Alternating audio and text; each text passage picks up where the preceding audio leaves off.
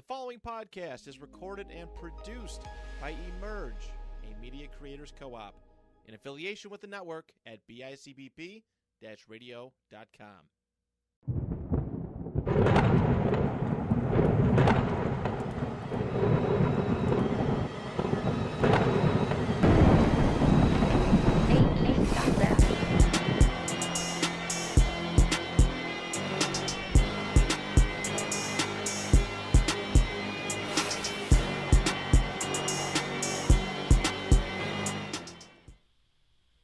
Everybody, welcome back to the Virtuosos podcast. I'm your host, 𝗚 𝗧𝗛, and today we got a couple things we want to talk about before we get into The Boys, season 4, episode 7.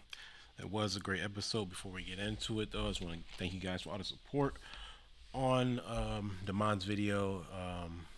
He worked 7 o'clock in the morning, so y'all gotta think like that shit dropped at 5. I ain't gonna lie, that really was God's will, bro.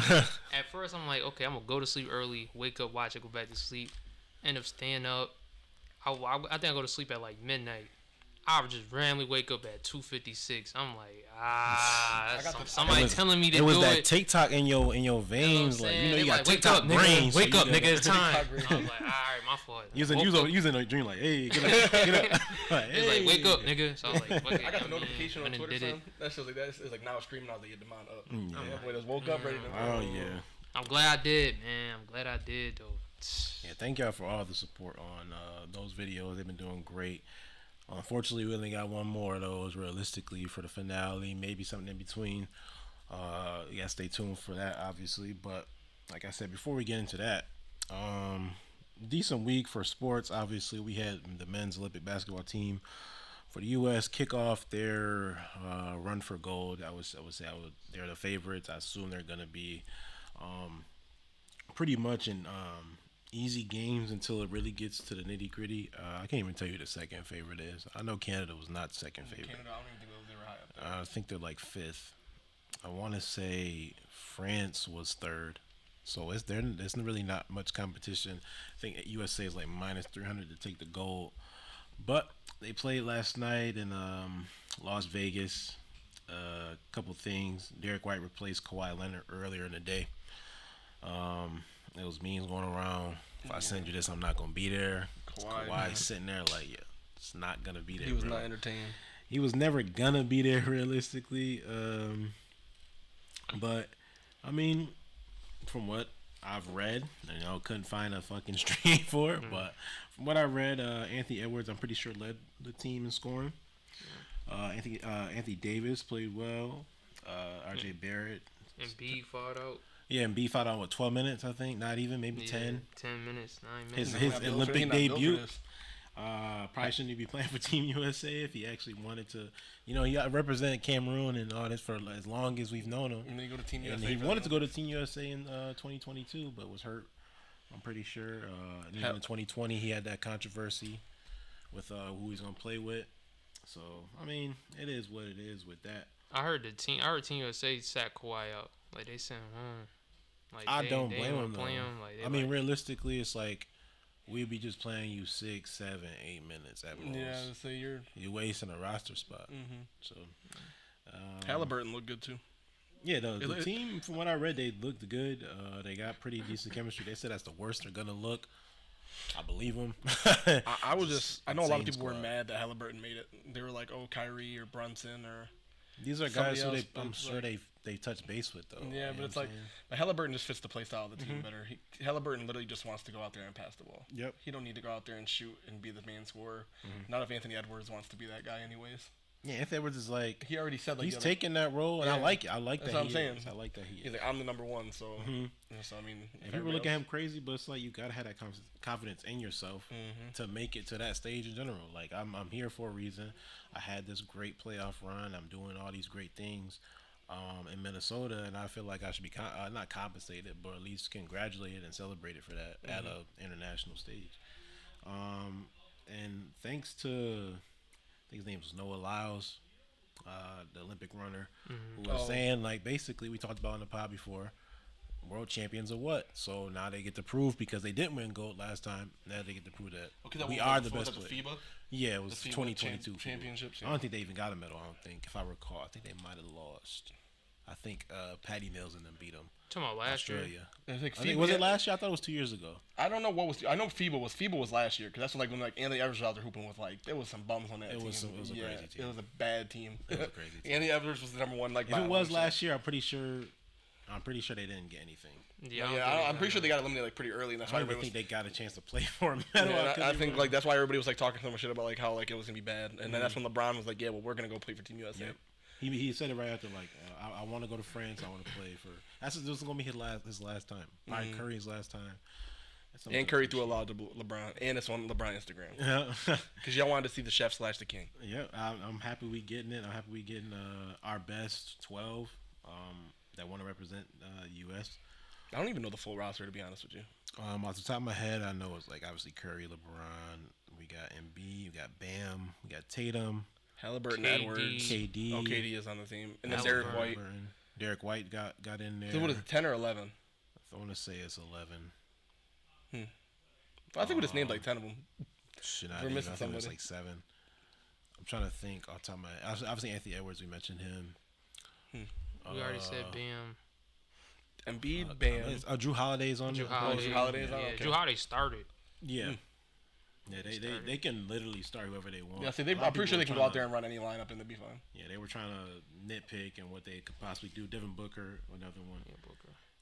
This is a great team. Nobody feels out of place. It doesn't feel like just the 12 or 10 best players. Cooper Flag shouldn't have been practicing with them. So. Cooper Flag practicing was pretty crazy. As a 17-year-old, that's a huge opportunity. Oh, I'm gonna say side note, because I seen some of the game, bro. I ain't gonna lie, Bam. This a crazy shot at the Heat. If Bam can run the floor, son, that nigga need a jumper. I mean, they was just leaving him wide open. He's always been like that. Though, my goodness. I'm like, nah, it's getting crazy. They be trying to let him go crazy. Late. They be trying to let him go crazy at the mid. Crazy out here. I'm like, nah, no way you getting left like this, Team USA. Defense is crazy though, but that's always been a thing. It's like, when are you gonna take that next step? Bam as a second option, and it's obviously because he's not a second option. I don't think I've ever seen. I'm pretty sure the only 3 I've ever seen him in his career was that game winner. Yeah. Every other time I've seen him shoot a jumper, it was a mid range, and he'd be fucking bricking them shits. And I know plenty of Heat fans that are frustrated with that. Yeah. They're frustrated with him not being able. He's a great defender. He can finish inside, but it's like, man, if they do anything else, it's a wrap. Like I said, playing at the 4 is like liability. You leaving a really good defender most likely at the 4 to roam around the court. That's never good. But like I said, they're the favorites to win gold. I've seen a lot of France, and that's really about it. You really haven't seen anybody really market it well. I know Puerto Rico made their first bid in the last 20 years. The last time that they made it, they beat USA for a medal. I don't know if it was gold or bronze, but Carlos Arroyo was on that team. I'm pretty sure they said. That's an insane. And Carlos Arroyo is now the GM of that team. Right. So, pretty crazy to think about. There's a lot of things that come out of this.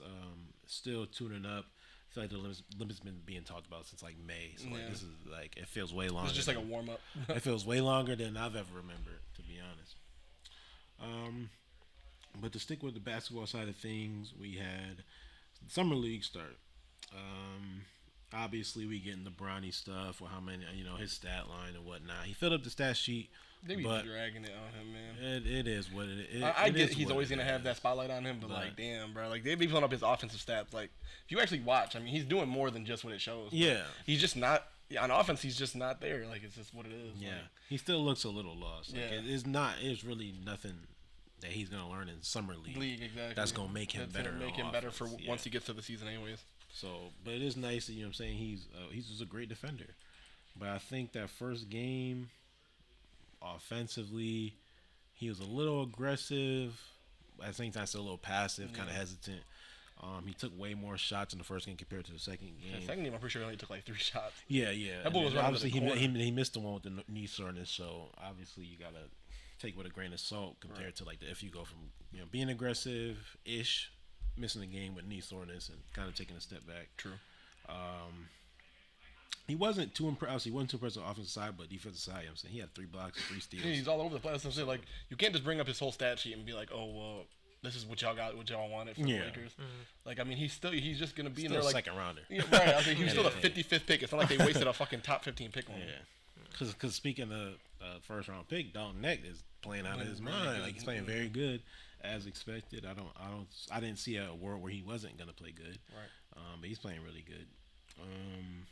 Anybody else I've seen personally? The guy from the Heat, KL.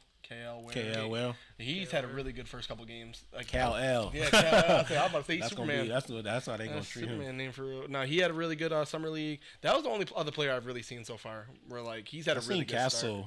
He has a good start too. He's playing out of not out of his mind, but he's showing that like he might be I wouldn't say a steal of the draft, but just like the perfect fucking fit for the Spurs right now. I mean, the Ware pick is just weird though because once again it's like another big. Like that's all they do is draft bigs. They get bigs that contribute, but is he ever gonna really start? Like, you know what I'm saying? But he has dominated summer. Like, he had a bad first game, and then like the next 2 games in a row, he had like 20 something, 10 multiple blocks. Like, all the teams haven't played yet though. Yeah. I think it's like separated in 2 different leagues technically. So like we're starting. California teams play first, and then.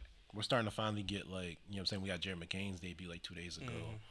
We had I forgot. 𝗏𝗏𝗏.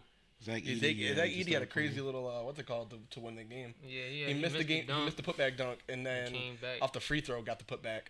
That was actually insane too. Like I was like, let me find out 𝗏𝗏𝗏 might actually be a basketball player. And that's crazy because I remember vocally like not being a fan of him. But saying that he was not going to be good. I remember during the tournament, we were really in the group chat. I was like, bro, I cannot believe they think he's going to be an NBA player. I was like, he's not going first round. It's crazy people think he's going to be a top pick, and he ended up being a top pick on a good team. I mean, still like without Ja, obviously we didn't expect him out from the Grizzlies, but now they have Jared Jackson playing a 4 and him playing a 5. It's like that's gonna be a scary might work team. Out for him. Yeah. That's gonna be a scary team if they can put it all together. Yeah, still got Marcus Smart, who I don't think is gonna contribute well to this team. But it is what it is. You still got to do with the shortest arms in the league. Yeah, Desmond Bain, little ass arms. I want to say, based off of what Edie was doing in the summer league, obviously his odds changed for Rookie of the Year. He's the favorite now. I think at plus 650. SARS plus 70. So that changed a little bit. Nobody else really moved. Everything else is they just bumped down. I'm pretty sure everybody's waiting for the guy that went first overall to be like the worst player in the world.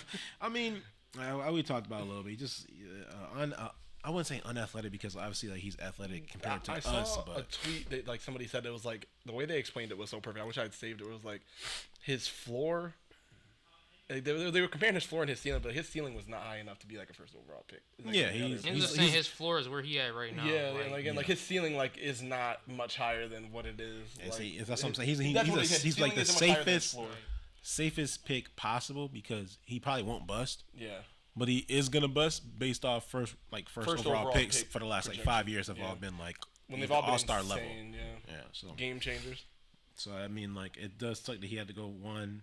He wasn't supposed to go 1. We already know the story with SAR and Hawks and whatnot, but it's what it is. You got to play up. At least you don't have to be the main ball handler or the main scorer. I feel like that might help him develop. But unless Trae Young gets traded, and then if Trae Young gets traded, then eventually he's this point forward that they want him to be, which he probably really is in the NBA because he's just not athletic enough. I don't know. Summer League is it is what it is. It's one of the more, I guess, builds because usually we get like, you know, you want that one matchup like, oh my god, we got we had Paolo versus Jabari, you know, and then years before that was Zion's debut, and then obviously at Wemby's debut. There's really just no players this year where I'm like super excited to watch them debut. Yeah. Like I mean, I've been saying this about this draft. I don't know any research. You could say I don't know ball if I talk shit about this draft. I don't know about it. They're much. Just it's nobody really in the draft stuck out to me. Like it's no superstars. Yeah. We don't have no superstar potential. And I'm talking like superstars are like lead the team, be the best player on their team for a decade at least.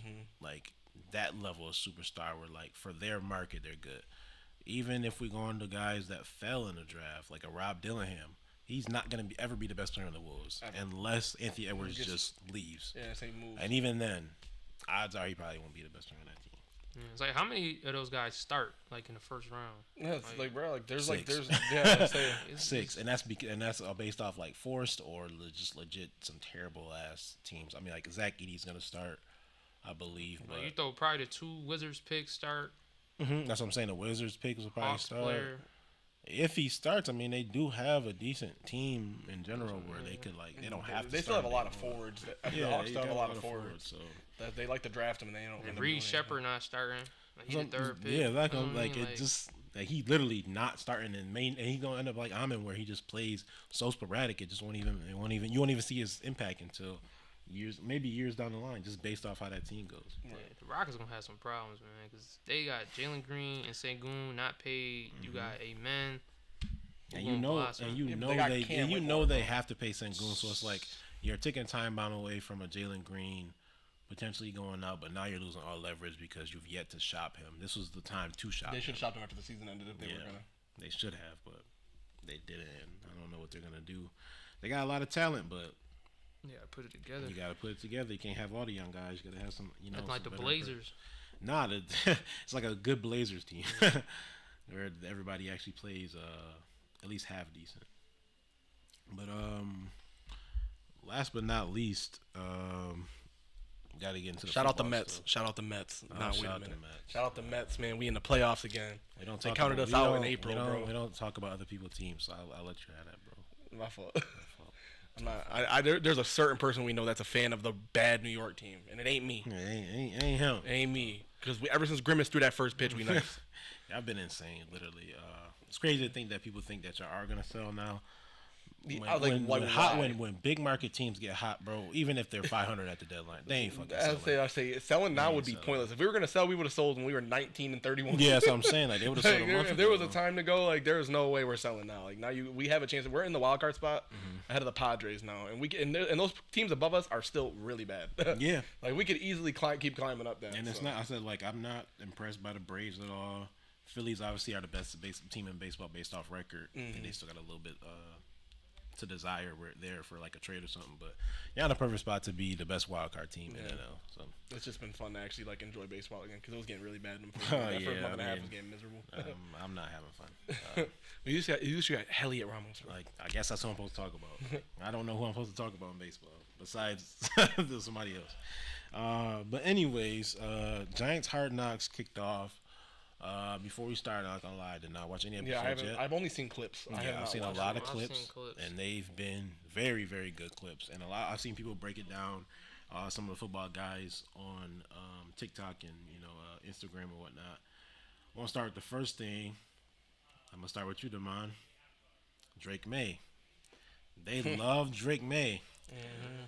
Now imagine a world where y'all trade with the Giants and they take Drake May. How could you imagine that draft process going, knowing the way they talked him up?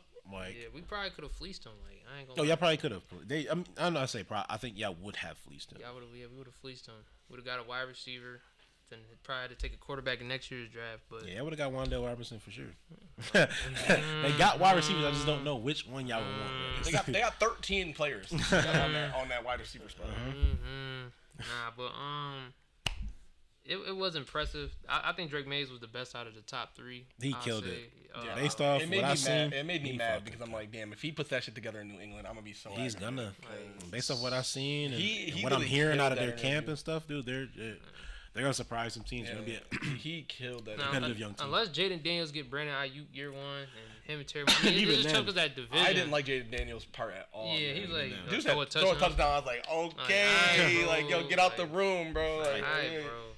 Gotta get out of there, slide, bro. They already the Commanders already got a number 2 pick. They're not gonna trade us a number 2 pick. The Giants. So like, when you give me corny ass answers, like I looked at him like, Washington already called us a touchdown. So we did throw a touchdown. I was like, was it them? They did the big dinner, right? Mm-hmm. Okay. Yeah, they invited every single quarterback. Yeah. I think Penix was the one that got upset. They said that he was, or maybe it was Daniels. One of the main quarterbacks. He said that they thought it was a dinner just for themselves. Yeah, and it was every top. Yeah, they didn't tell them. They didn't tell them that all the quarterbacks were going to be there.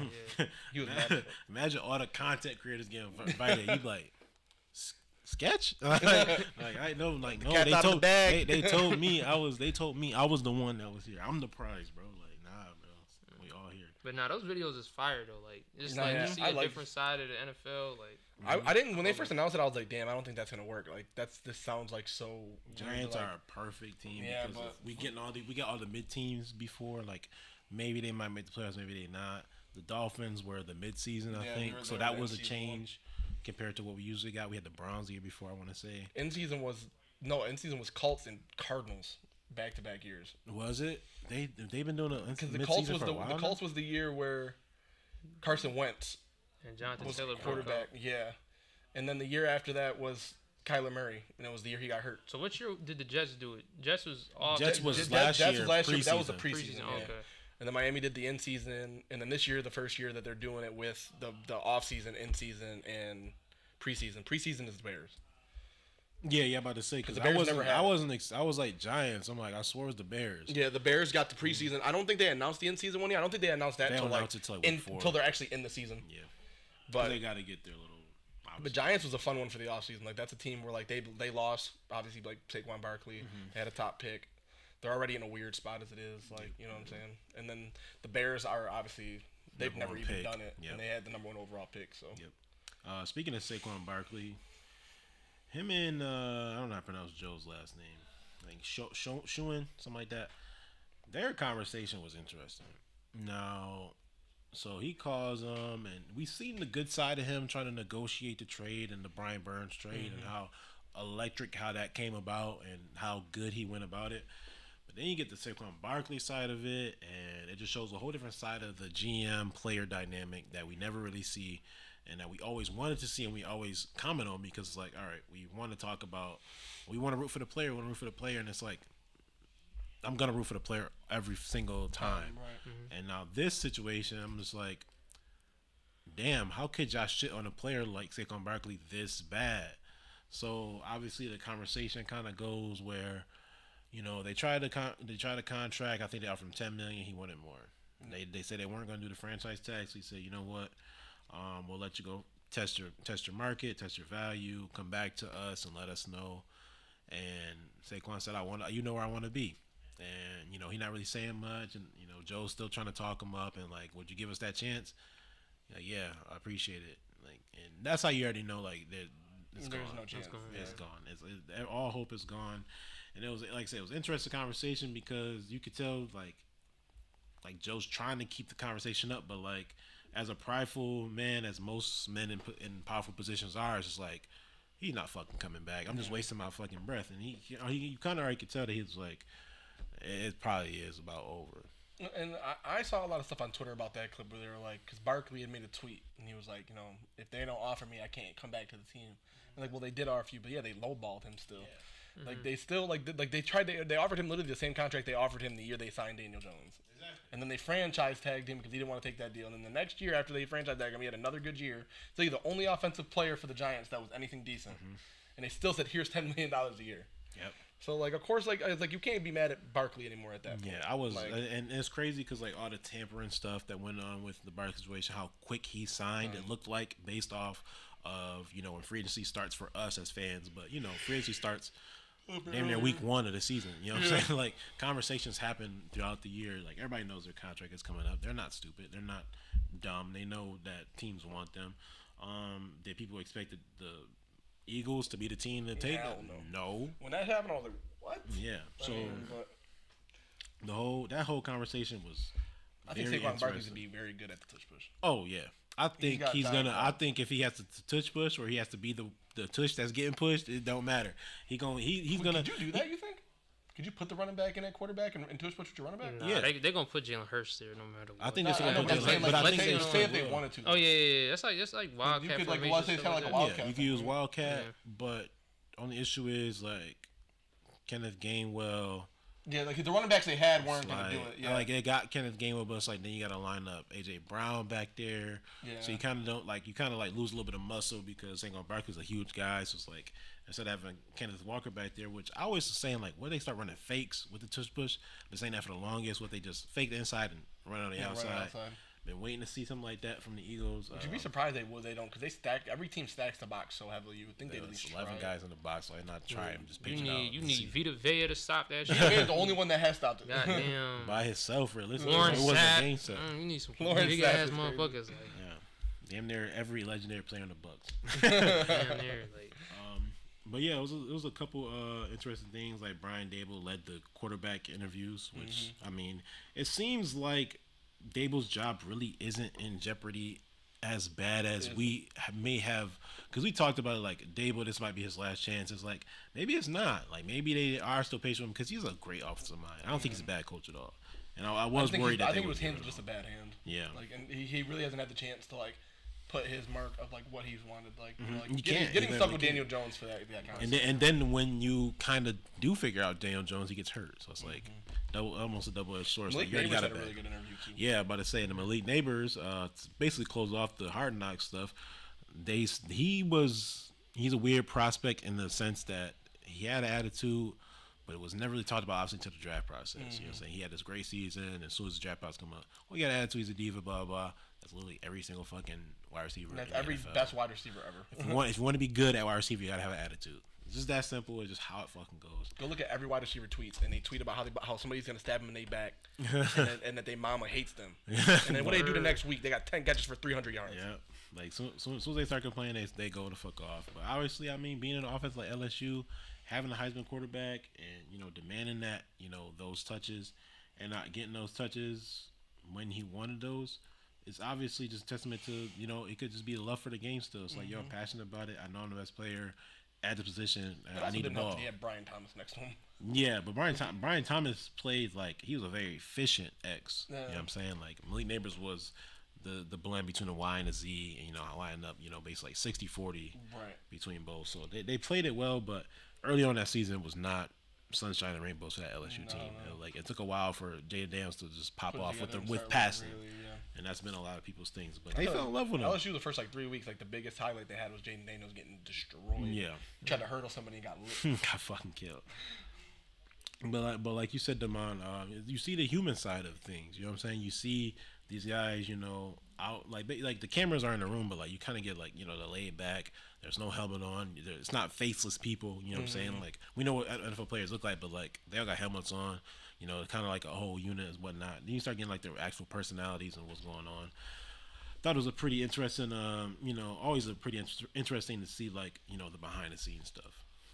In the office and, saying in their personal lives, how they go about the draft process, because we never got this kind of Hard Knocks where you see the draft process and how they go about the off season, because it's crazy. It really is. It's a whole bunch of stuff. It would be cool to see even the contrast when they do it next year. So we know the Giants are obviously a middling team, or some may even say a bad team. Yeah.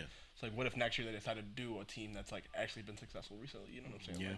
How do those off seasons look? What is it like for a team that needs to re-sign their best players? The Cowboys would have been a very. I'll say the only team I would have put in this spot besides them was the Cowboys. The Cowboys would have been a very interesting one. You got 3 guys that need to get paid, and you have to choose because you can't get all 3. You might not even be able to get 2.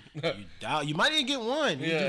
You're waiting too much. Right. You might not even get 1. So they're in a weird spot. But I would love to have seen it, and they could even do it next year. Yeah, that's what I'm where saying. they're trying to replace those guys. Because all these guys will still be here at least this season. Yeah. So. But I mean, I know I love Hard Knocks. I'll eventually watch it when I get time. I just seen a lot of clips. Sounds like it's good stuff. The fact we getting 3 different teams this year is pretty crazy. It's just more football content. Yeah, cool, and it makes you hungry for more. Obviously. Exactly. But speaking of also, which dropped recently, which I think even yesterday, receiver dropped. Last year we got quarterback. All the quarterbacks declined that shit. I mean, Josh Allen, Justin Herbert. We had, I think, even Tua declined. Yeah, Tua declined too. Everybody was declining. We was about to get goddamn Drew Lock.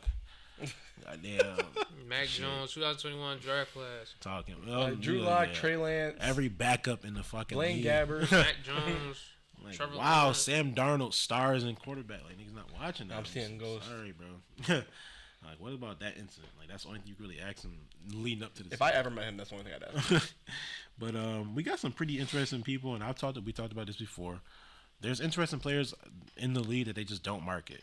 This is the perfect way to market them, is putting them on a reality show where they can show the interesting side of them. The most interesting tight end in the league to me is George Kittle. He's a fucking clown. He does a bunch of random shit. Everything. He's just a likable guy. You know what I'm saying? Everybody want to hear about him. But they got his teammate Deebo Samuel on there too, which is pretty interesting. Deebo, talkative, always in the media, you know, going back and forth with somebody, whether He'd be angry, he'd be mad. No, right. I heard Kittle wasn't even a first choice. I heard Kelce was. Oh, Kelce definitely was. Based off everything that happened with him throughout the season, you want that compared to. Yeah, the show probably would have been a lot more talked about if they got Kelce. Yeah, they got Kelce. Just because of and honestly, it's because of the Taylor Swift thing. Yeah, that's what. I mean, from that and then all the way to them winning the Super Bowl, like. There's Kelsey broke the record reason you for don't most offer catches. David and Njoku, but I guess Jonnu Smith would have been cool, but like I'm just saying, like David Njoku actually would have been crazy. He burnt himself. Yo, right? Like he's a character, bro. Like how the fuck you burn? How did you burn half your body? We got Myron St. Brown who just signed a crazy deal, so you get his season throughout all that. Torres oblique. They talked about. Yeah, Mike said after that the other day. Completely tore week 4, Torres oblique and played the whole season. Yeah, I don't think he missed a game. He missed one, but I think it was the last week of the season. It's crazy. Devontae Adams is in it. You know, we got that huge veteran presence, done it all at the wide receiver position. I saw a tweet. Now I don't know if it was like the show or if like somebody else heard this. They said that Devontae Adams signed off on the benching of Jimmy Garoppolo. Like he basically said like, yo, if you don't bench Jimmy G, like I'm not gonna play. I don't blame him. I don't know like how true it is. I don't know if they talk about it on the show. Like I said, I haven't watched it yet. But I literally was like, I read like a whole thread about it where like they said like Devontae Adams was the one that signed off on like the Jimmy G benching. Like, you know, like you gotta bench him or like it's a wrap. Yep. And last but not least, the highest paid wide receiver in the league, Justin Jefferson. Like I said, plenty of good personalities in the show. It's actually an interesting 5 players. Yeah, I haven't watched a minute of it, obviously, because the league just came out. We got to watch the boys. We got to watch, you know what I'm saying, this and that. But obviously having the players to market, like I said, there's marketable players. Just don't dumb it down to, okay, they play quarterback for this team and their interviews after the game. They have personal lives, you know, cool things that they do outside of, you know, I think that's why quarterback was honestly so successful. Was because like seeing it showed Patrick Mahomes you, outside of his fucking helmet is cool because like it might seem like some crazy interesting dude, but he still is a person, right? So it's like you said, and to see how he handles that, like he literally became the face of the league out of nowhere. Yep. Like see how somebody handles that, like and. The only thing is with these wide receivers though is that like they didn't pick any wide receiver that like all these wide receivers are like top wide receivers technically. Yeah, like with the quarterback we got the randomness of Marcus Mariota. Yeah, like even Kirk Cousins isn't like, I mean he's been good, but he's not like a top 5 guy or nothing like that. Like, these guys are all top 10 wide receivers. Maybe you know. We should have got a Juju on there. All right. Like, think about it. I'm not saying that bad, but I'm saying that's like the case, man. Put Braxton Berrios in it. No, literally though. Bro, He dates a TikTok millionaire, bro. 𝗏𝗏 𝗏𝗏 in it. From 1K to 100, like the story of Juju Smith. All right, bro. That's a cool story, like just a cameo, him just crossing his arms like I'm Juju Smith. All right, nah. Well, since we're talking about wide receivers, I'm gonna tell you what Mike just said in his group chat. I'm having a crazy debate about wide receivers right now at Crunch. Dudes are saying Mike Evans is greater than Devontae Adams. I can only imagine who he's arguing with. I guess it's a conversation to be had. But I mean, I guess are you talking about recency? Like, because if you're talking about recency, then technically. Yeah, I mean, it's a conversation to be had. I feel like no matter what. I mean, it's just random. Yeah, but I'll say like, why compare those two? That's what I'm saying. They're not comparable wide receivers right now. Like, why would you even put them? And then he also asks, who's the wide receiver of all time? Like, who was right? Like, you asking random questions, bro. Like, you gotta start connecting. No, everybody thought everybody knows it's LSU, but anyways, bro. Everybody's different. So it's Washington. It could be shit the way they looking. I will be watching receiver. Maybe we'll, you know what I'm saying, do like a green screen video on that in the coming days. We'll see about that. I don't know. Depends. It's a lot of content to watch. Really, a lot of stuff dropping in the last 2 weeks or so. But to shift our focus. One more thing before we go into the boys, because I know that's going to take up the rest of our show. We talked about it a little bit earlier. San Diego Comic-Con was announced. Marvel is coming back. Marvel hasn't done a Comic-Con in like 2 years. I'm about to say, yeah. I know it was. I'll try to look it up. I seen it was July 27th. Yeah, and then they're having their D23 Expo right after. So San Diego Comic-Con is supposed to be focusing strictly on movies. Okay. So that'll be that. And San Diego Comic-Con the 26th. That means that's the day before Deadpool. So they could announce a bunch of stuff that day, especially if Deadpool's going to play that important part. Mm-hmm. D23, they're going to be showing us Eyes of Wakanda. I did see that. What If Season 3, X-Men 97 Season 2, and they're finally giving us an update on the Your Friendly Neighborhood Spider-Man animated show. Yeah, they said that's We've the been first waiting thing that for they're showing. That shit They said that's the first thing that they're going to talk about. Yeah, and that's a big one because that's what everybody's been waiting for. That's supposed to be like the origin story for this version of Spider-Man. X-Men 97's already got greenlit for season 3. They're already making season 3. So Like, they're you see taking what you full see advantage. who's taking over? No. You I said saw that they X-Men, said you said X-Men 97 season 3, right? The guy the guy who does What If is doing it. Oh, okay. Yeah, 'cause I know they said that the dude that 'Cause made the Bo first is gone. season, yeah, like they said that they took his season 2 stuff and like completely threw it out because Damn near. I guess they I wanna chopped know- it up. They said they chopped it up a lot, edited the fuck. I want to out know of it. what the hell he did. Like they still haven't announced it. Well, Like whatever he did is like I something.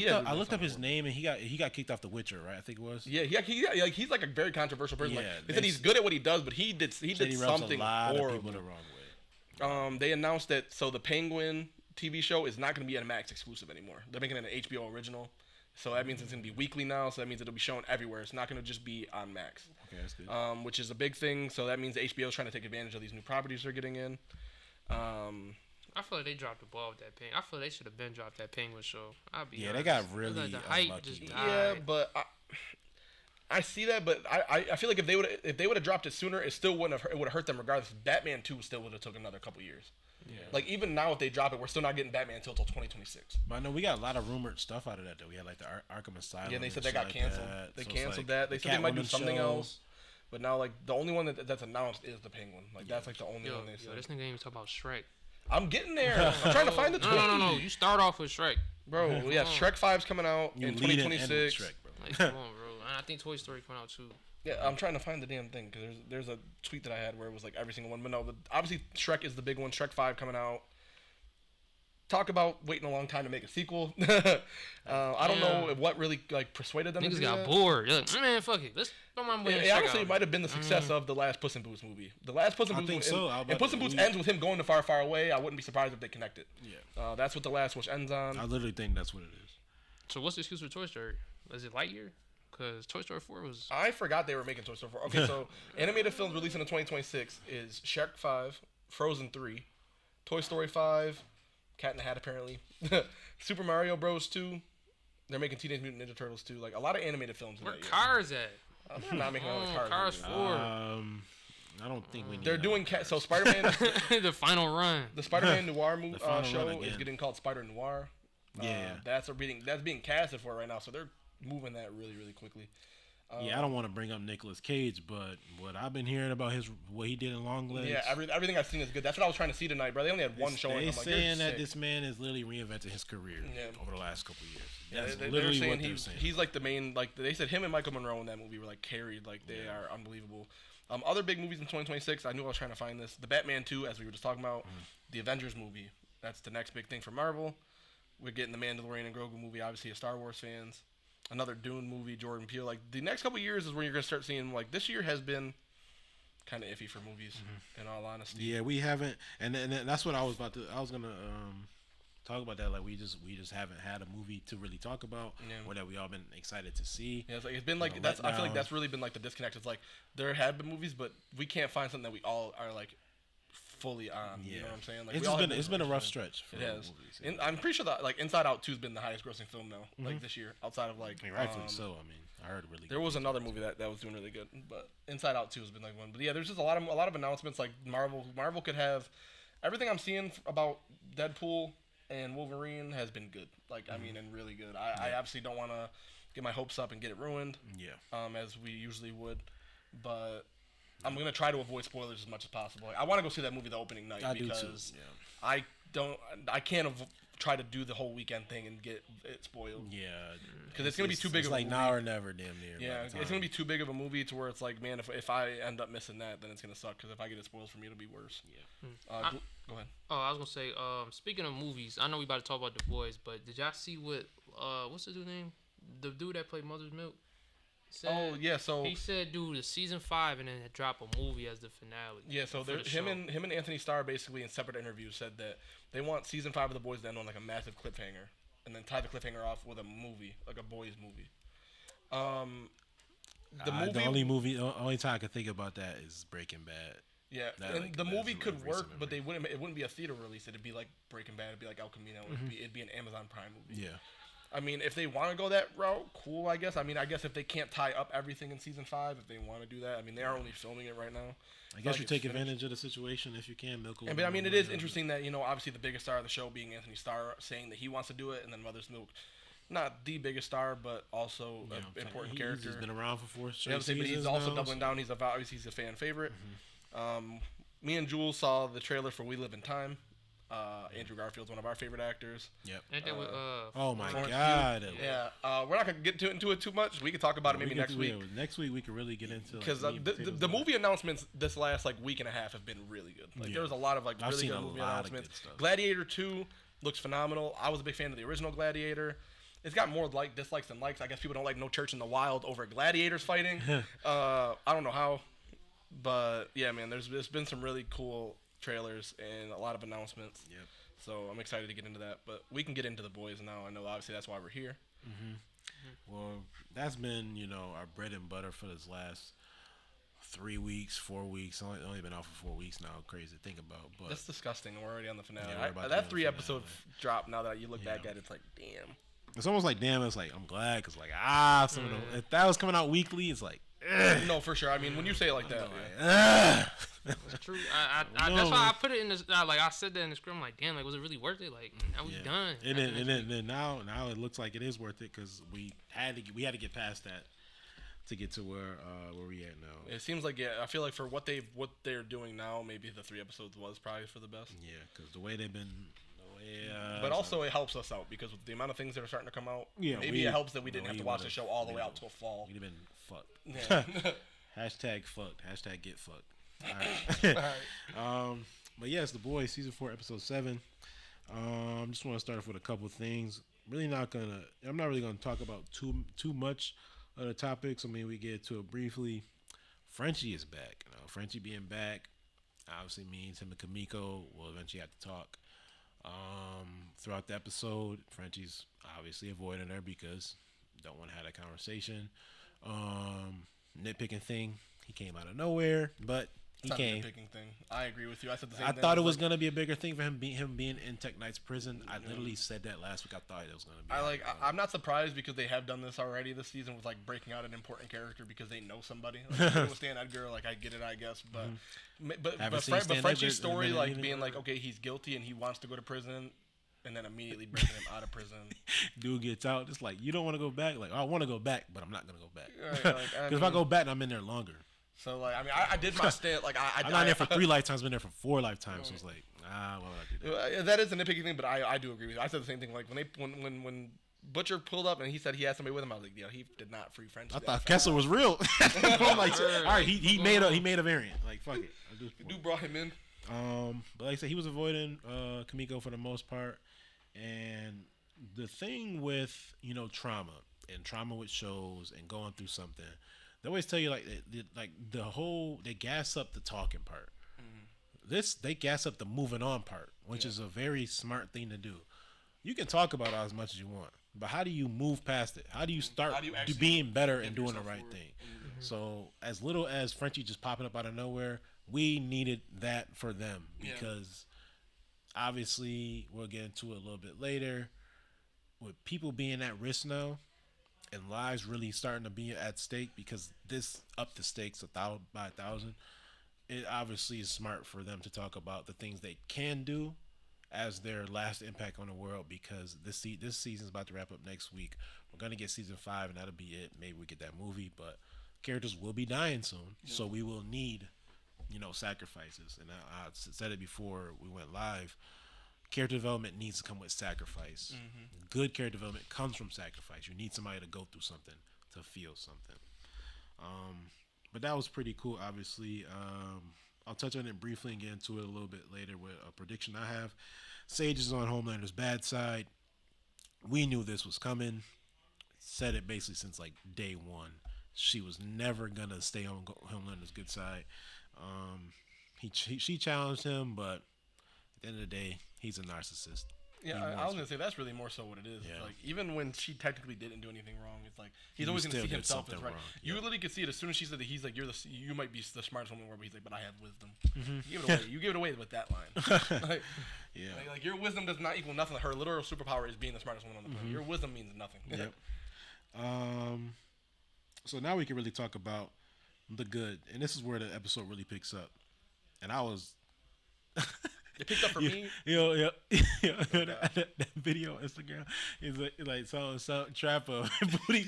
That was me when Deep and Nora pulled up. No, that was crazy. That's when I really locked in, because I'm like, finally we're about to get the fucking fight. Yeah, we're about to finally get this big fight that we've been picking on. But what happened before the fight? Deep went really insane with the verbal abuse. Yeah, towards Starlight. That was pretty crazy. I think everything leading up with Deep going into that was really beautiful. Good. They handled his character very, very well. I like the fact that the octopus basically called him out. Mm-hmm. Like, you know, like this is supposed to be like this woman, this octopus loves him the most, and she called him out for all his BS the entire season. She's using you. He's like, no, she thinks I'm a god. Like, no, she's clearly using you. You just think that's love because you're not used to it. And she said, there's no way she loves you. And then he smashed the tank, and then he literally, instead of going, he had all the time in the world to save her, decides to let her die. Yeah. I don't know how she died. This was his verbal fast. abuse. He was going after her very, very badly, talking about this and that. But I know what you're about to say. How did she die that fast? She was just chilling outside the tank. Yeah. Shit, died that fast. I thought they dragged her death. She was stop. But she was just chilling outside the tank with him. But the only thing I will say though was that like when she was on the bed, she did look like she was wet. So maybe he was like spraying her or some shit. Like, you know what I'm saying? Like because she didn't look. Say please. No, but she was definitely dragging. I swear when she stopped talking, I was like, yo, she about to breathe again. I swear I was waiting for her. It's another 2-3 minutes. I'm like, yo, what the fuck? I don't know if you guys peeped. I didn't until I saw a tweet about it. The girl that voices the octopus is the lady from Doctor Strange. The one that makes Doctor Strange. Oh, the ancient one. one. The ancient one, yeah. I'm about to say the enchanted one. Yeah, I couldn't think of it. That's why I kept saying the lady from Doctor Strange. She's the one for sure. I just don't know the ancient one is the one that voices the damn octopus. I saw it. I was like, wow. And I'm usually good with that. I swear I would have never got that though. It's funny. Like you said, his verbal abuse towards people, he's starting to become like a mini Homelander towards the people that he quote unquote loves, and like not knowing how to treat them.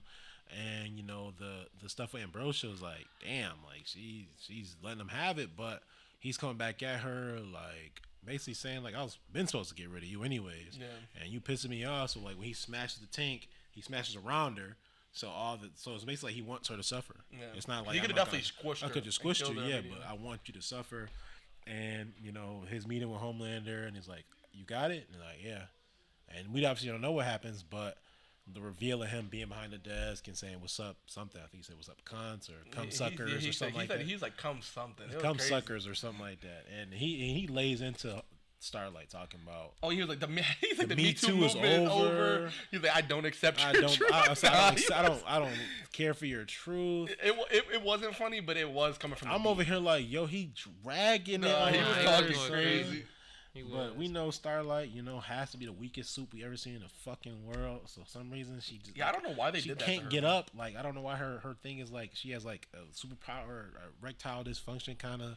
That's literally what it makes it sound like. Where it's like literally like Spider-Man and Spider-Man 2, like like because she has a mental block, she just can't use her powers. Yeah. Like that's the vibe I'm getting because she ain't done nothing else. She got her ass whooped. She has not done anything since she beat up Firecracker. Yep. But you gotta think that office got mostly natural light. She ain't got no electricity to, you know what I'm saying? Like, she better pull that shit from the core of Earth or some shit. Right, yeah, fucking street light. You tell me she can't pull the lights from the other buildings? Like you better lock her. She in the Flatiron building. Come in here, Electricity in there. Something going on. But as we see, Deep in the War win this fight. They win the fight between Starlight and Butcher. Butcher obviously being on his last fucking leg, so I didn't expect him to win this fight. But Noir fucking lifting off. Like he could fly. Nora's I just love this version of him. Dude, it's funny, he's funny as shit. He literally only said when he talked and she was like he could talk. Like everything about it was just hilarious. Then that nigga he passed out. Yeah. Woke up. I swear. He's like fucker's narcoleptic. My mom was like, what did he do? I was like, nah, he narcoleptic, bro. He got up quick. But he picked up Butcher slamming. I'm like, damn. Oh, man, how did he get up that fast? Yo, I love Nora's character. I love this version of him. Like I said, they win this fight. And Mother's Milk, who was away for most of the episode, you know, he gave up. You know, he had a panic attack. He was trying to leave, which we'll get into his dilemma a little bit more. And he saves the day. Comes out the machine gun. Does not kill anybody because we know they don't get killed by no bullets. But he, you know, basically gets them off him, and that's the end of that fight because now you got, I want to say, Deep's arm, fucked his arm up, trying to get away from, the whole chaos going on. Actually, not even. No. No, yeah, he's about to stop. He's about Starlight, to and the step A-Train out. comes in. I thought Mother's Milk came in first. Yeah, no, A-Train comes actually, in first, he's then about to Mother's step Milk. out, and A-Train comes in, hits him with the fucking boomstick. Motherfucker goes flying. He can't believe his eyes. He can't really. And he was like, "You're the leak, bro." He's like, "You're the leak." He's like, "You just talk." And so they were going back and forth about it, and we have to stem into this. A-Train saved the day Best again. scene of the episode, bro. He Everything comes with A-Train in, is the best scene. and not only does he just truck the Deep tries to get to a fight, and I'm telling you, this motherfucker A-Train is weaving, bang, bang, hit him. What a work. speedster's supposed to fucking do. Literally, You bro. shouldn't be able to fucking touch him. Give him insane work. So he was beating the shit out of him. We got some stuff, obviously, with the Mother's Milk coming back with the machine gun and whatnot. So that was a pretty fun ass scene. It was also They interesting that, went crazy. they shoot with Black it. Noir out the window, but he could fly. So he just get shot out the window and then just fall all the way down. he was flying. Nigga took a breather. I was saying he was literally flying. So what happened to him when he went out that window? Yeah. He just let himself fall. But very, very, very good scene there. So we've been waiting on that Noir and Butcher scene, but we didn't expect Deep to be involved, started to be involved. They did a good job of hiding all that in the trailer. A-Train to save the day. We'll get into his arc a little bit more because it's worth talking about because he went so fucking crazy this episode. Probably the highlight of the episode and a really, really good episode. But we got all that. I want to talk about Mother's Milk's dilemma. He is conflicted with the fact that if he doesn't help, it's gonna hurt him. It's gonna cause his daughter to see him a little bit different. The fact that he gave up and just, all right, it's y'all's situation. He's not just trying to run away to some random ass state. He's trying to go to Belize. Like, this is far out the way. He doesn't want to be bothered. He doesn't want to be seen. And it's rubbing him the wrong. It rubbed everybody the wrong way. It's like you're done. Like this can't be the end. And when A-Train cares that it was a problem. yeah, A-Train even he came up to him and was like, "This is like there's no way. Like this is what we need. Like what they need. This can't be how you go out." But I will say though, I don't blame Mother's Milk at all. And No, that's what I was saying. Like the situation, dilemma is there, but the logic is not. Yeah. Because it's like either die and never see your daughter grow up, or go with your family. You know what I'm saying? You and your wife just literally see like y'all on good terms finally. Yeah. Let's get the fuck out of here. You know what I'm saying? You see like you haven't been contributing. I knew for sure like when they were like embracing each other at the end of the scene, I was like, he's about to leave. Like, I knew that wasn't gonna. I figured he wouldn't leave, but I figured he would at least grapple with the thought. Yeah. And like, but that decision was the smartest decision that characters made in the show. Like by a long shot. Like if there was ever a time to get out of there, now's the time because it's about to get the worst it's ever been. And this all stems from him leaving and him getting information from A-Train, because in one of the first scenes that we did see, we get the soup shapeshifter who's in the closet, basically setting up an attack. Which honestly completely took me by surprise. Took me by fucking surprise, but I knew it was some type of soup because the way they shot her was interesting, because when Starlight was like, "You're warm," she's like, "Mm-hmm," and just stare like a hole through her. And I'm like, she acting real weird, but she is also in shock, so I don't know. Just starts tearing shit up, cut the fuck out of Huey's hand. He's bleeding all over the place. And nobody knows what she could do yet. Now she's running down the stairs. We get her the whole. I got the idea once she grabbed the lady and like it made like that noise and like her like eye went off. I was like, oh, that's exactly, she's a shapeshifter. Yep. I got that vibe. As soon as she grabbed the old lady, I was like, oh, that's her ripping power. her skin apart. But then she grabs the lady, and the lady like she kind of go like she doesn't. Her eyes don't change, but she's like she's like a shock. Like she's got her something pupils dilate. Like, yeah. She's like, oh shit. And so she takes her whole identity, runs out the door, and the whole purpose is that she's a shapeshifter. And now Starlight realizes that who the fuck is gonna kill the president if it's a shapeshifter? How are you supposed to know who's gonna kill the president if you can't tell who? And this was Sage's plan, which is a masterful plan to have a shapeshifter kill the president, because realistically, in a crowd of people, obviously you do got to touch somebody, and just like that, you don't know who the fuck killed the president. So I thought that was a pretty interesting thing that they said that was Sage's plan, to have the shapeshifter be the one that kills the president. and we didn't know too much about the shapeshifter stuff. But as the episode progresses, we get towards the end. I'll be honest, again, like you said, caught me off fucking guard. I'm like, random ass fan comes up, takes a picture with Starlight. They're in the bar. Never would have guessed it. You don't think nothing of it. I didn't really see her touch her. I didn't see nothing really happen with Starlight's body. Soup on Soup is kind of like a blurred line in this show. Some Soup's powers work on others, some don't. She takes the picture. I'm just like, I don't think nothing of it. Eventually, I think she went to the bathroom. I didn't think nothing of it. Mother's Milk goes to make his call. I'm still not thinking nothing of it. So that fades. We get that whole thing. A-Train goes to run to, I think he finally runs and tells Ashley, like, they know I'm the leak. Yeah. So we're in the last 15 minutes. This is the sprint of fucking lifetime. They give you every piece. They give you every fucking story wrapped up in the one. He goes, Ashley, yo, they know I'm the leak. I can't, so I can't stay here. Let's go, because Ashley proposed earlier in this episode. Let's leave. Let's go to Florence. Let's go to Florence. I went to Florence when I was a teenager. Let's go to Florence. And now suddenly Ashley, close, she kind of considered, but you can tell that she's hesitant now. I was like, I can't. And we'll get into our theories about that, obviously, but she can't. A-Train is like about to leave out, and her last piece of advice from him is to make sure you cut your chip out, so they can't track you. You're fast. Which is at least a nice. That's because it didn't even seem like A-Train had that on his mind. He didn't. He was just run, and I'm just gonna keep running. That's kind of stupid, obviously, because anybody can find you. But that happens, and Ashley looks at the picture. Her and Florence is like, something's gonna happen with Ashley and A-Train in his finale. But the last we see A-Train, he's technically out of the country. He's gone. His family's gone. And off the grid, they don't know what the fuck happened. So do y'all think that Homelander is going? Because you gotta think it was about 6 different leaks. Do you think he gonna take it out on the 7th for basically damn near lying to him? Like, you gotta think Firecracker was wrong. Sage knew, I guess, but she got kicked out. Deep in Noir, they lost. Yeah.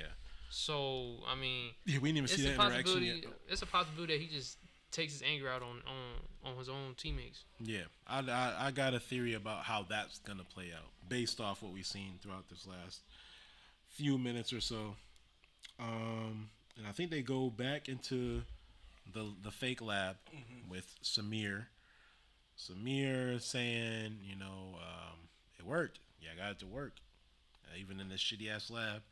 And you see his chain is broken. So obviously he had the needle on the table. He grabbed it, stumbles towards, because he only has one leg. And he's sitting there. For whatever fucking reason, Kimiko stand on the fucking table for fun, for dominance. I'm not sure what the reason was. She was just standing up there. Reason for it. I can't remember. It's like this dude has one leg. He ain't climbing up there. Right. So she just stand up there and she gets poked in the leg. And obviously my first thought is, holy shit, they're really about to kill Kimiko. This was one first time. It's like, holy, they really are about to do it. And it's about to be airborne. And it's going to be stuck in this shitty ass lab. Like, that's their only chance.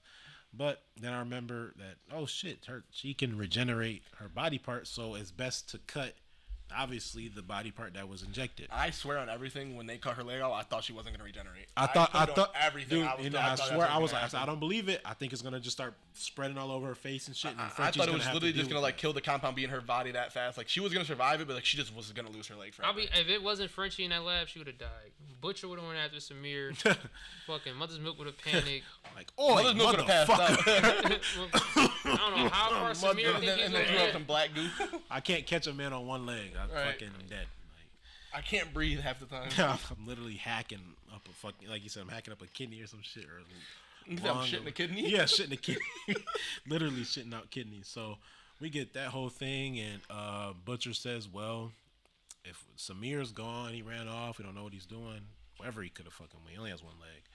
But he ran off, and now it's Frenchie's job to take this virus out of Kimiko's sawed-off leg. And make more. And that's his way of paying back for leaving. I guess that's his thing. Yeah. So we got that. That was the breakthrough for the virus. A very interesting subplot that feels more like a main plot almost for this final episode, because clearly Frenchie's gonna make a bunch of this shit, and we're gonna see where that goes. But last but not least, we get two things actually. I'm sorry, we got two things. So then we get the conversation between Huey and Starlight. Now I was confused. I called it as soon as she came in the bedroom with that damn costume on. I was like, that is not. I was Starlight. confused as shit. I'm like, why the fuck she got the damn costume on? Me and my mom She watched acting that. I was like, she weird. literally said that costume makes her sick and she doesn't want to see it anymore. And Huey threw it. And then she put it. And then she put it. I was like, no, nothing that could have happened in the episode would have made her put that costume back on. Nothing. So I was like, what the fuck? Called that shit immediately. I was like, yeah, because I wasn't thinking nothing of the shifter and whatnot. So they're talking. He's like, I've not fantasized about it. I've wanted to, but I just like that's what you don't want it, so I don't want it. Right. So they have sex, which we never seen them really have any real physical interaction. That's like the first season. Yeah. Like, oh no, I think second. They do it in the Soldier Boy season when they go looking for. Oh no, when they go look for Liberty, season 2. Okay, second season. That was like the last time we see them do like anything. Yeah, there are a couple, but they don't really have no real physical touch or nothing. Yeah. That's not their thing. They don't really promote that. But it happened, and I'm like, all right, okay. Random scene. Starlight gets up, walks over to the safe, takes out the computer, and you see her eyes flash like she's a shapeshifter. They flash back to the bar. The shapeshifters literally made her pass out. The lady asked for a selfie. Took her out, and she's chained up. So, we seen her chained up yet, but she did get taken out by this shapeshifter, and then the shapeshifter's eyes flick, and I'm like, oh shit. She puts together like once they go to the apartment, like she like tries to pull on the chain, and then she sees the skin, and it was like the old lady that asked for the picture, and they show like she was in the bathroom, and the lady came up behind her with like that mask and the canister and knocked her out, which had to have been halothane. That's the only thing that works on soups. Yep. So clearly this shapeshifter is fucking very, very dangerous. Yeah, and that's the thing too. Is like I almost kind of wonder if this is gonna end up being an important character. Like, was this? Yeah, I'm thinking there's no control over this person. Yeah, like was this a soup that like was known before? It just went like, rogue. It's just like like is this like this soup has when you're a shapeshifter you have to be important. Like you know what I'm saying? Like that's a power. Like one of the most powerful powers. One of the best powers you could possibly have. So like there's no way this is just like some random soup that it just existed in the universe. Like the soup has to have. Yeah, Sage and just find them. Like they got a crazy backstory for sure. And then one of the lasting scenes makes him up. Actually, Butcher is in the bar. He's talking to Kessler. Like, where the fuck are you? I needed you because he called upon him to help him during the fight with Nora. He didn't fuck come out. I thought he was going to. I hope they show what the power is this season. Yeah. If they save it for season 5, cool. No, I think they'll save it. But man, I wanted to see it so bad when he called for him. I was like, bro, what? I wanted to see what he had to do with Ezekiel. Like, what could have caused that? Yep. So we get that scene where he's talking to Kessler and Ryan. First time mentioned to him, but he has a big scene where he is recording this puppet show. The puppets look fucking insane. It's funny as hell. It's like almost like the Muppets. Really like the Muppets. They're singing. If you see something, say something. Which is basically the theme of the episode, which kind of reflects on like A-Train and shit like that. But he's bothered by it. They're basically saying like fuck your family. You like know, everybody, even teachers, anybody that like try to look out for you, they're not really looking out for you. They don't care about you. So Ryan is saying, you know, I miss my mom. She liked Christmas. She liked Christmas, and she liked this. She loved her husband. You know, real sad. And he's like, this isn't right, and which is why I'm sorry. And he was like, I'm gonna tell the truth. And then I was like, whoa. I was like, what is he about to say? And he walked off. And he just said, I'm sorry, and he walks off. So clearly he's gonna say something important. When we obviously don't know, but he walks off, and Butcher is like, yep, that's my boy. That's why I got faith in him. Gets up, passes the fuck out. And Kessler's just sitting there staring at him. Yep. Cheesing. Because he knows now when Butcher's passed out last time we seen, we did know that Ezekiel died. Based off what? We don't know. Yeah. That's to be seen. But from this episode, we got a lot of good stuff. They tied up all the loose ends that they possibly could. Leading to the finale, it's going to actually feel like a finale now. We don't have nothing to be desired. Everything we got is there. And every single storyline I feel like is going to be tied up for the most part, besides I think the virus. I think the virus is going to continue into season 5. I think that shapeshifter is going to continue to season 5. But we got a lot of good stuff. And I will say, since we were critical or have been critical, this is why. Because we know they could put up episodes like what they just did. That's why I said, y'all need to gas this episode up the way y'all gas episode 6. Exactly. Saying episode 6 was the best episode is fucking insane. Like, exactly. It doesn't make any sense. Because what we just got was like 101 how to do character development, action, and cliffhanger. Like everything was every storyline has a cliffhanger now. We don't know what's gonna happen. So having, you know, the Homelander stuff where, you know, he fires Sage and Firecracker got to get out the room, and now he's got to be met with the disappointment of Deep in Noir. Like, we have so much to go off of with this episode that I can't even express how good it was, because the finale is only going to make it feel even better. Like, that's how good this episode is. Like, based off of episode finale will make it even better. So for me, I thought it was a perfect episode, realistically. I've always been a bigger fan of penultimate episodes than finales. Yep. Penultimate episodes always find a way to throw something at you that you don't expect. That's your middle name. Yeah, Damien Penultimate Challenge. And I've always felt that way. Like, finales, they do cool stuff because they wrap up the things, but like the penultimate episode, there's nothing gets you more excited for something than a penultimate episode if it's done right. Yeah. So like, and that's in any show. I could name some insane penultimate episodes. The Breaking Bad season 4 penultimate episode. You know. He literally blows fucking Gus up, and then come on, look at any show where the penultimate episodes always go crazy. Game of Thrones season 6 episode 9 Winds of Winter, one of the best episodes of the show. What about All American? You got me. Finales do be better than that, so you did get him. I forgot I'm not that. But this is why we're critical of it, because like if we give him a pass for every filler episode or a bad moment, like we just say like, all right, it's no big deal because we're gonna get a good, like, no, yeah, this is a season that's been going on we're completing the 4th season next week.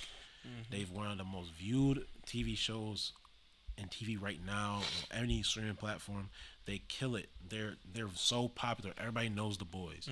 So we can't just give them a pass for filler episode after filler episode. Like, no, it's 8 episodes. Let's fucking kill it, and let's kill it some more in season 5, because like this is a big thing. Right. A lot of things can spring off this. Like you can't tell me that you don't want to see more Deep in Noir now. Yeah. You can't, like, you know what I'm saying? Like, now it's like, damn, like, I want to see like even just a small episode between season 4 and season 5 where they do some bullshit. Bro. Like, what do you mean lobotomizing herself? Bro. Like, Deep going through it, man. Deep having literally the worst run of a superhero ever. Yeah. Killed the girl that loved him. Found out his best friend was messing with the girl that he was messing with. And the measures he had to go to get some pussy from her compared to him. Well, Black Noir was literally like, yo, when he said, what is lobotomizing? He don't give a fuck. He was like, what do you mean lobotomizing herself? I was like, oh. You didn't have to stab her in the eye to get some. And then she just walks. And then she just rolls her eyes and walks away. Like. So, with the finale coming up next week, as sad as that is, we only got this show for 4. I really do think season 5 is gonna come out way faster than. Yeah, I do. I feel like they're gonna finish that like so quick because they don't want to lose the hype. Like, this isn't a season where they can go 2.5 years. No, there's no way.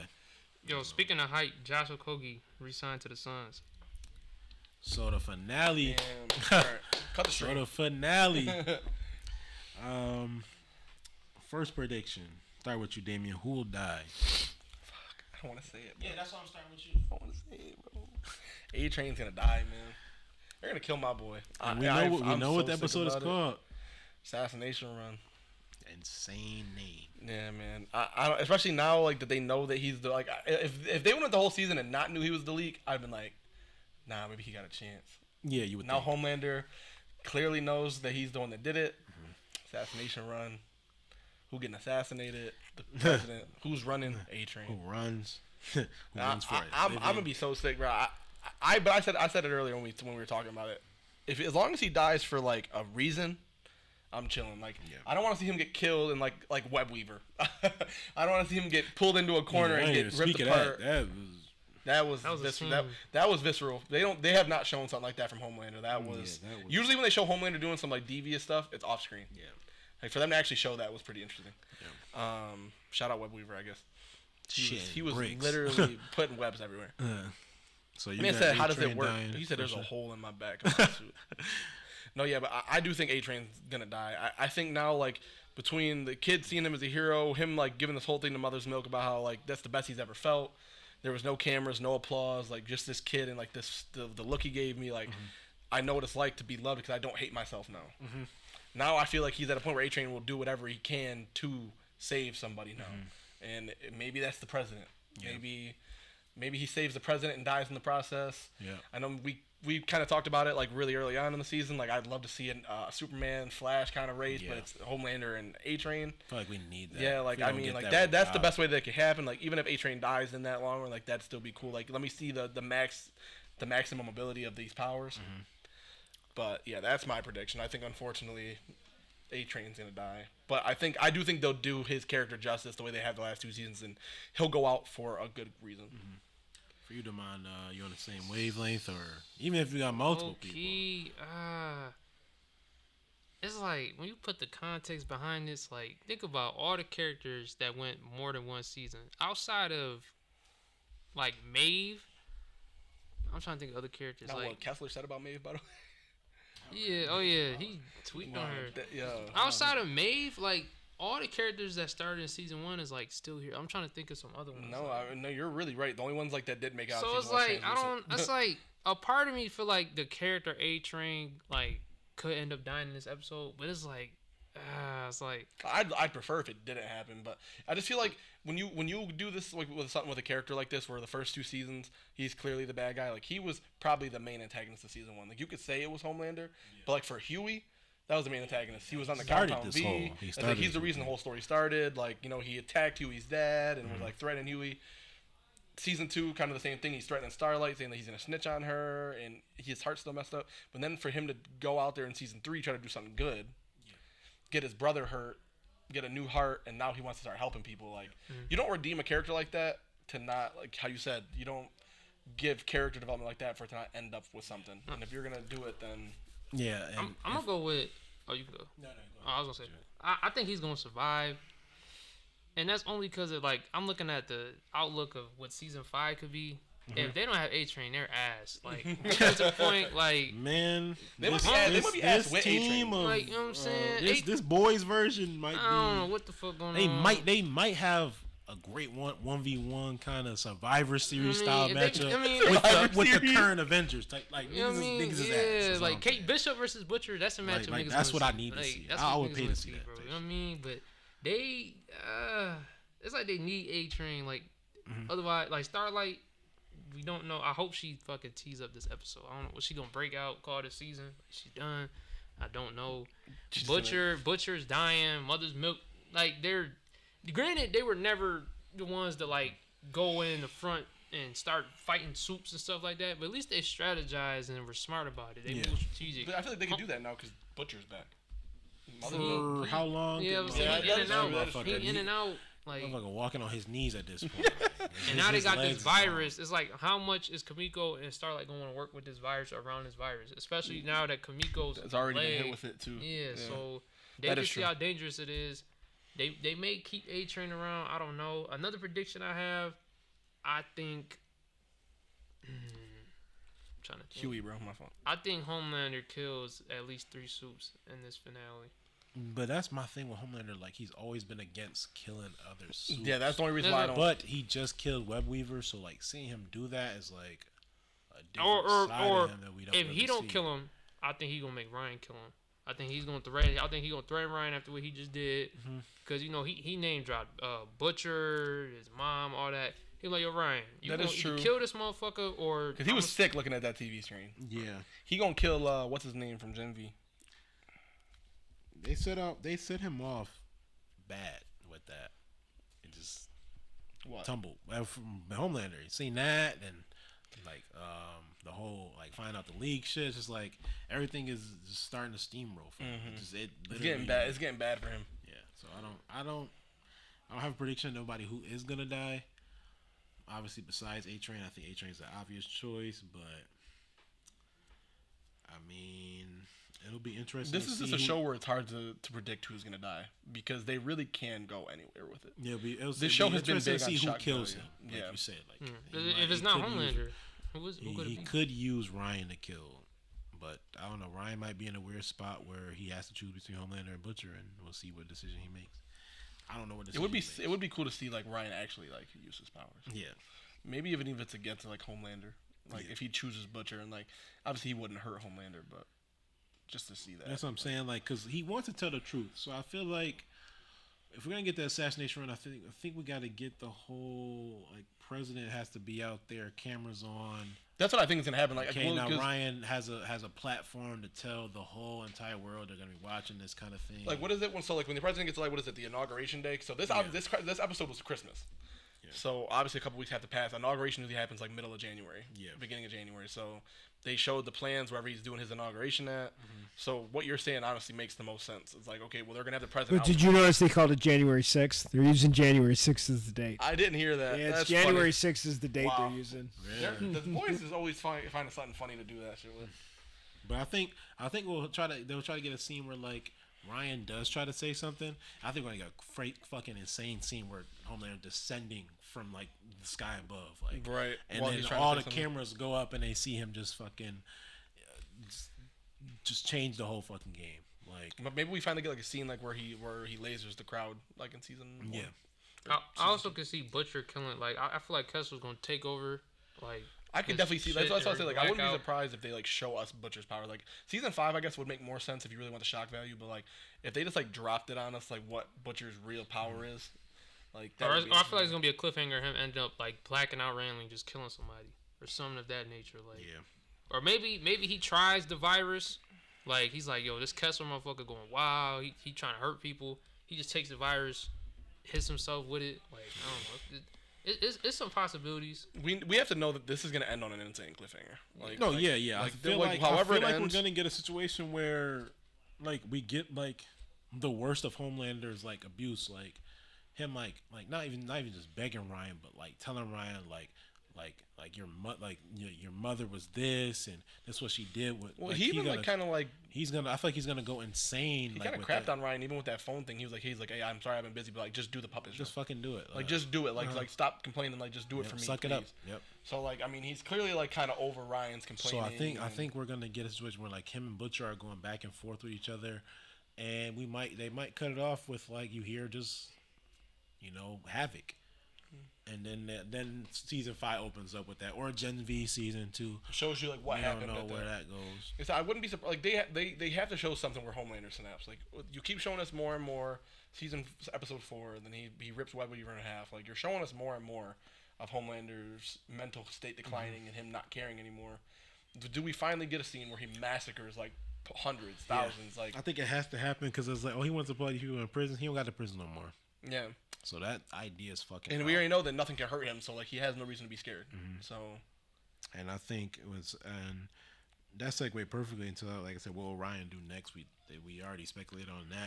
And I think his decision will be tied into what Homelander does. Right. Or what if he loses Ryan, I feel like that's all he has left. That's like. Or if we even see like a moment where like an invincible moment where he shows you like we have this power, use it for whatever you fucking want.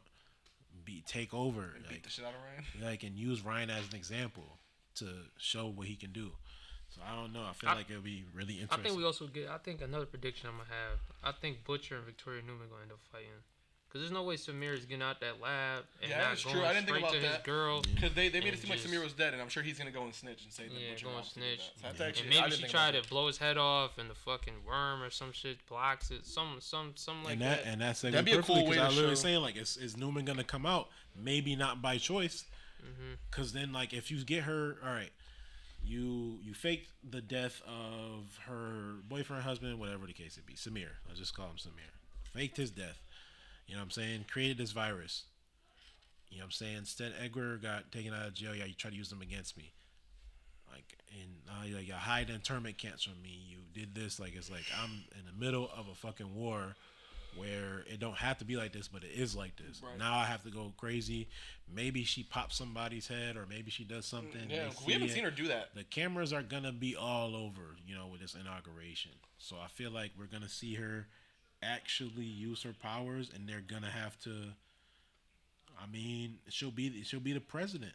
By that point, I'm assuming she'll be president by the time she finds she has power, so they'll have a suit president.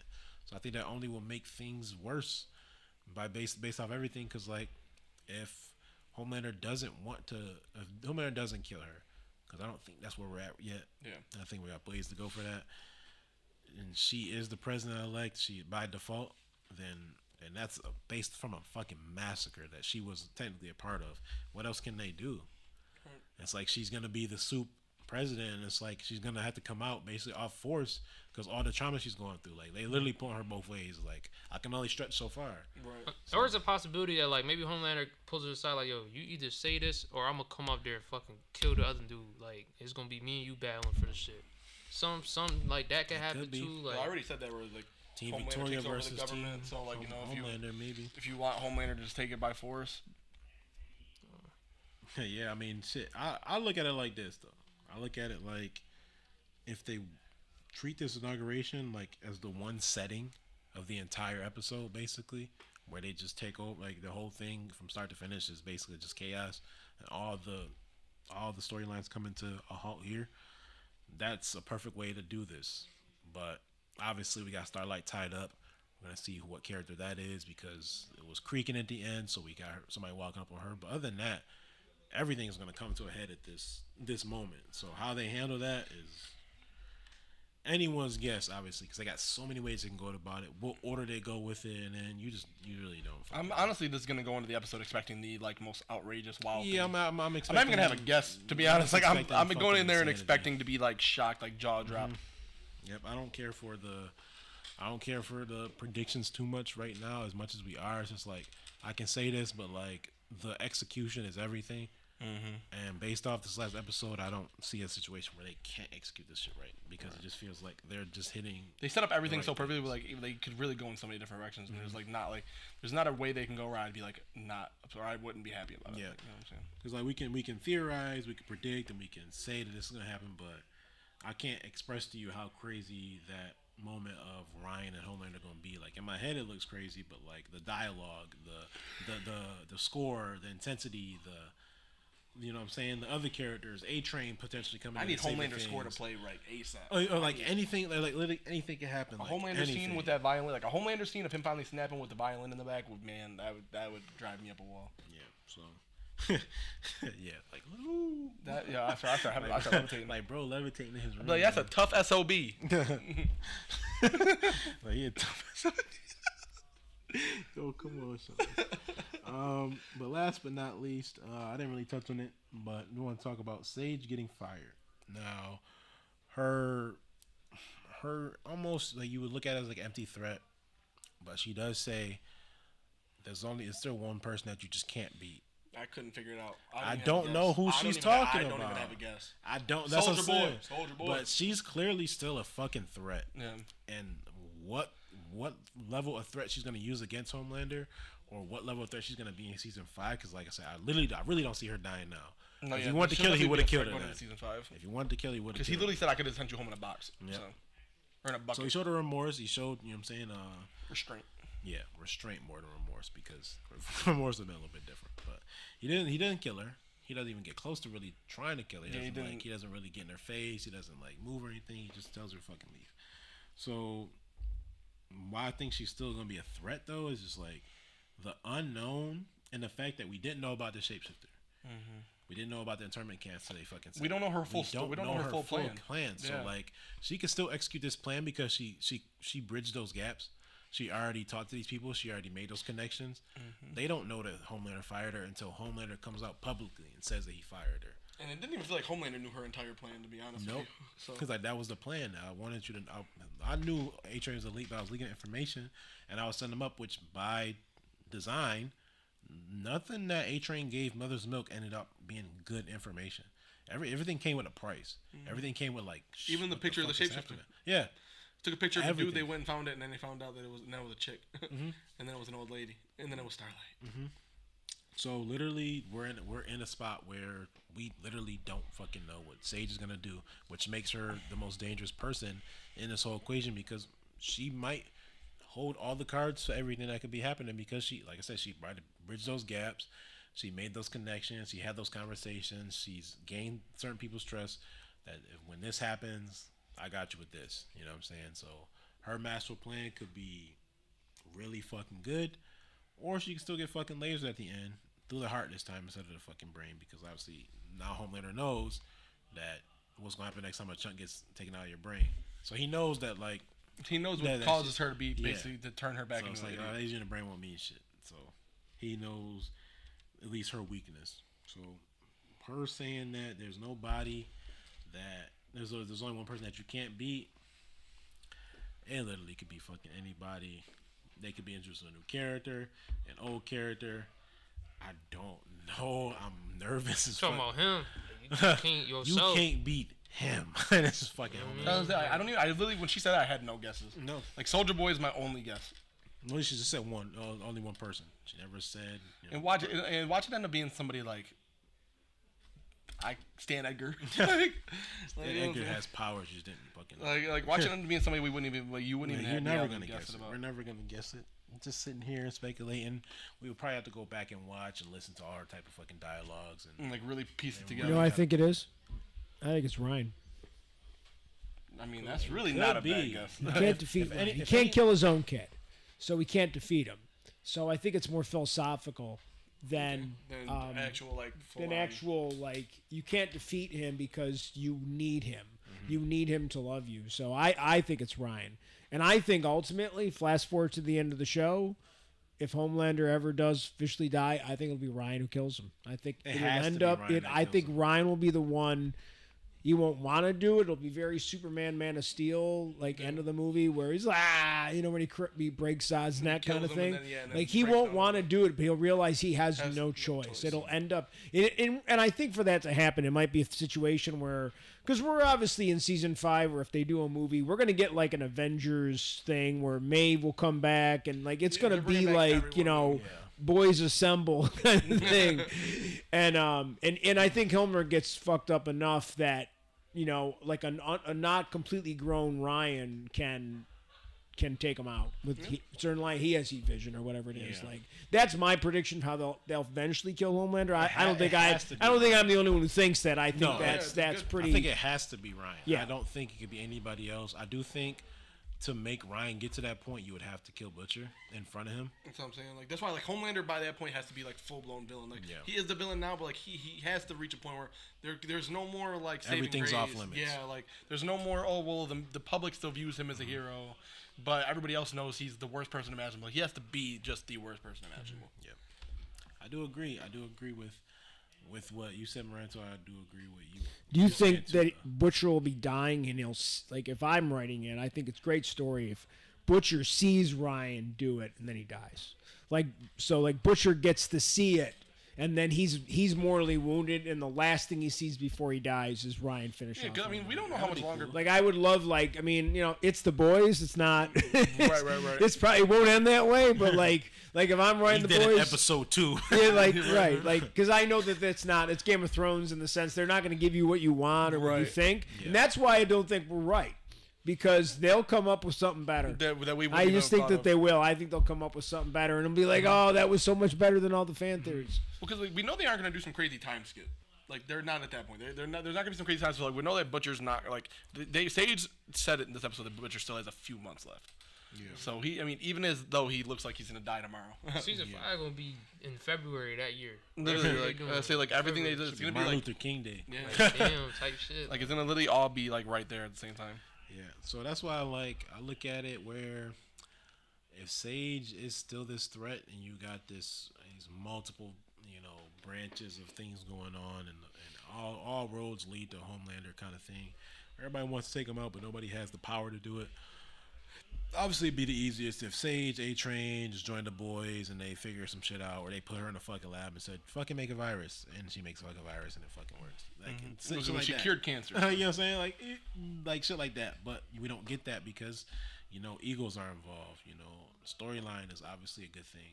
And if we do get a situation where Sage does use Ryan against him, Sage might get lasered right there by just having Ryan by her fucking side.